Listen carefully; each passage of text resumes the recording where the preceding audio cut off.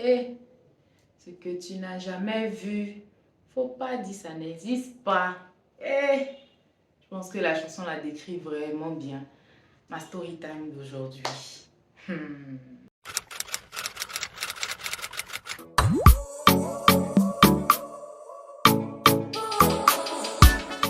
Bonjour à tous, bienvenue, merci beaucoup de me suivre encore sur cette chaîne. Vous l'avez tellement bien accueilli avec le nouveau concept les Storytime que je suis reconnaissante. Merci de me suivre. Si vous n'êtes pas encore abonné, c'est le moment de le faire.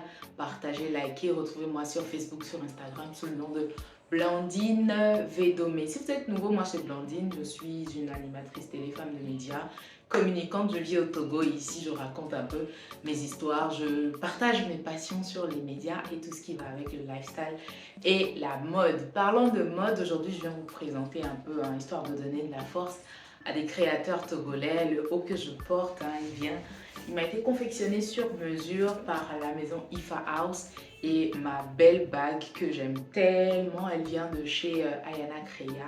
Et bien sûr, je porte également un bijoutier, je vais l'appeler comme ça parce que confectionnant des montres, Gamedi. Donc voilà, moi-même je suis faite par ma mère et mon père avec amour. Voilà, j'espère que c'est pareil pour vous. J'ai interviewé une femme poisson.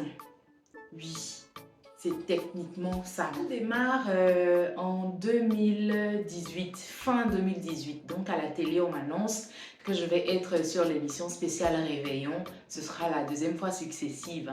Donc on a un programme spécial Réveillon qu'on fait le soir du 31 et on passe on passe à la nouvelle année dans l'émission. Donc je serai en co-animation avec une collègue à moi, une belle collègue d'ailleurs, Pamela Nzéaseko. Si tu passes par là, je te fais plein de bisous. Donc on nous annonce comme ça, le concept ça va être un plateau talk show où on va recevoir successivement des artistes qui viendront faire un peu le bilan de leur année, faire leurs vœux aux fans, aux téléspectateurs, tout ça intercalé de musique, revenir un peu sur les temps forts de l'année avec eux. Et puis c'était ça le concept. Donc ok, il n'y a pas de problème, je suis déjà habituée. J'ai eu mon baptême de ce que je ne passe plus la fête du Nouvel An ni Noël. Avec mes parents, c'était un peu choc, mais bon, j'étais déjà habituée, c'était ma deuxième fois. L'émission démarre à 22h et on est là jusqu'à au moins 1h du matin. Tout est bon en cabine, je suis prête, ma robe me plaît, mon maquillage chic, Pamela prête, les invités, ils arrivent un à un. On en a, mais avec les invités, surtout les artistes, il faut vous attendre à tout. Ils peuvent vous lâcher à tout moment, mais sur le moment, on en a et on en reçoit ceux qu'on connaît, ceux qu'on ne connaît pas.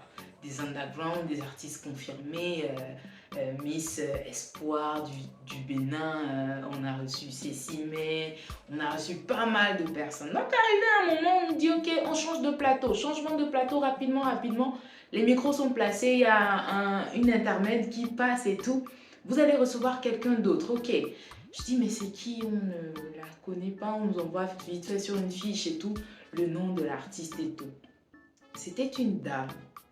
Donc, chez nous, le plateau, vous passez par la régie avant d'arriver au plateau. La régie, pour ceux qui ne s'y connaissent peut-être pas, c'est là où il y a tout ce qui est machine, les mélangeurs, tout ce qui guide les caméras qui filment directement sur le plateau. Donc, de là, on vous parle dans l'oreillette et tout.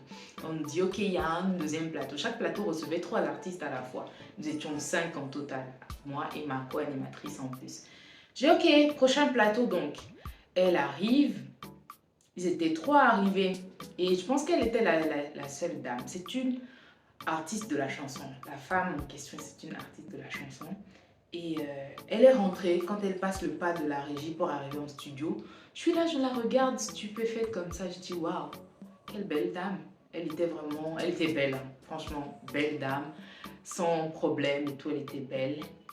Et les autres se sont installés, elle s'est assise juste à côté de moi, je me rappelle bien, elle était à ma droite. Et franchement, quand elle est arrivée, très belle femme, mais j'ai cru me retrouver au bord de l'eau en fait.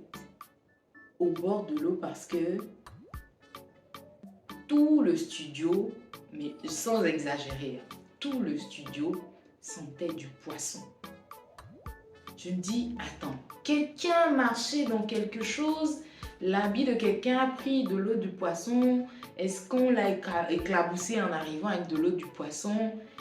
Je ne savais pas c'était quoi. Quand elle vient s'asseoir, je fais un peu des regards à ma co-animatrice comme ça, pour savoir, pour regarder un peu si tout le monde ressent la même chose que moi. Mais apparemment, enfin, personne ne pipe mot, personne ne... Ma attitude au moment, vous savez, l'hypocrisie de la télé. Ah, il faut continuer le métier, donc on est à fond. Donc on la découvre un peu, vu qu'on fait la discussion, on revient en plateau, on reçoit des appels de ça et là, comme le concept de l'émission le veut et tout. Et puis voilà tout. Après qu'elle soit partie et tout, à la fin de l'émission, je demandais à ma collègue, attends, toi aussi tu as senti qu'il y avait un peu une odeur forte de poisson? Elle m'a dit oui, enfin que ça a senti et tout. Et il y a une amie réalisatrice à moi aussi qui était à la régie et tout. Je lui dis mais attends, elle est venue surprendre la discussion. Elle dit oui effectivement qu'elle aussi elle a senti le truc. Et l'autre nous dit ah, vous ne savez pas pourquoi ça sentait le poisson comme ça. En fait, elle se dépigmente, c'est ce qui fait qu'elle a cette odeur désormais. J'ai dit what the fuck is that? Franchement, quand on dit que les personnes qui se dépigmentent la peau finissent par attraper certaines odeurs, je vous dis, mais que je n'avais jamais cru à ça. C'était ma première fois. Je sais que les crèmes à l'hydroquinone font sentir souvent de l'oignon, de l'ail, des odeurs bizarres comme ça. Mais sentir le poisson, je n'en avais jamais rencontré de toute ma vie. Jamais, je vous dis. J'étais choquée. Et littéralement, je n'exagère même pas, c'était le cas.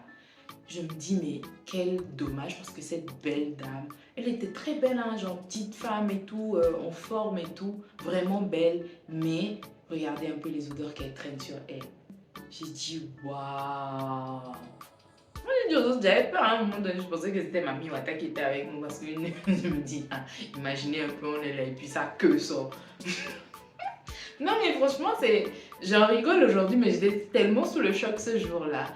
Je me dis, mais à quel moment on en arrive jusque-là? C'est à quel moment on perd confiance en soi au point de se dire qu'ok, il faut que je me décape la peau, il faut que je devienne plus claire, etc.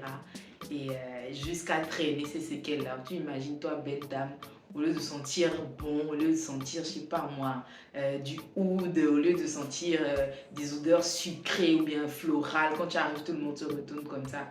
Tu arrives quelque part, on se demande si Mami Wata a pris la place ou quoi. Donc franchement, j'étais choquée. C'est la première fois et c'est le jour que j'ai su vraiment que ces produits pouvaient nous laisser des mauvaises odeurs sur la peau. Du coup, je profite de ce moment. Vous savez, je sais, ceux qui me connaissent savent un peu combien est-ce que le naturel me tient à cœur.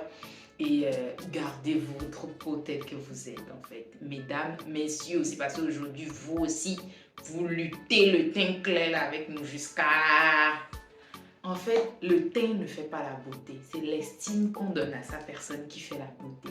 C'est l'admiration qu'on donne à sa personne qui fait la beauté. Et surtout ce qu'on a de beau en nous qui ressort au travers de notre estime personnelle en fait. Aimons-nous tels que nous sommes. Chacun à sa façon est beau. Il y en a qui sont naturellement claires, elles sont belles. Il y en a qui sont naturellement de peau foncée, teint vraiment ébène. Vous êtes toutes belles, vous êtes tous beaux, nous sommes tous beaux comme Dieu nous a fait en fait. Trouvons les meilleures façons de nous mettre en valeur, c'est tout ce qui compte. N'allons pas jusqu'à endommager notre peau au point de ramasser ce genre de séquelles et de vivre avec. Vous imaginez qu'à la quête d'un soi-disant teint clair, on se retrouve à avoir ce genre de maladie je l'appelle, et qui toucheront vraiment à l'estime personnelle. Dans ce cas, comment dire à la personne, ok, ce que tu as fait t'a donné telle répercussion? C'est difficile. C'est vraiment dommage. Et depuis ce soir-là, je suis choquée.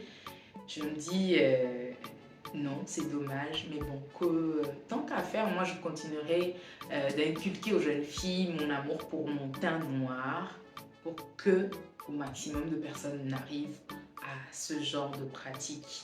C'est dommage et j'espère pour elle que quelqu'un aurait pu lui dire, moi je ne la connais pas, c'est quelqu'un que je n'ai pas fréquenté. Franchement, sincèrement parlant, je n'aurais pas pu lui dire quoi que ce soit.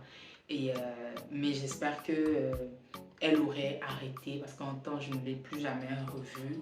et qu'aujourd'hui qu'elle se porte mieux. C'est ce que je lui souhaite. Du coup, autour de vous, aimez les gens naturels tels qu'ils sont. Ce sont dans les petits détails, dans les petites remarques, même dans les petites blagues que ce genre de choses arrive à complexer certaines personnes et en arriver juste là. C'est encore une autre histoire, entre autres, toutes celles que j'ai vécues, que je partagerai toujours ici avec vous, avec beaucoup de plaisir. Merci à vous de m'avoir suivi, d'accord? On se donne rendez-vous très vite pour une prochaine vidéo avec d'autres histoires. Si encore vous n'avez pas encore vu ma dernière vidéo, le lien est juste là, je vous le pose là.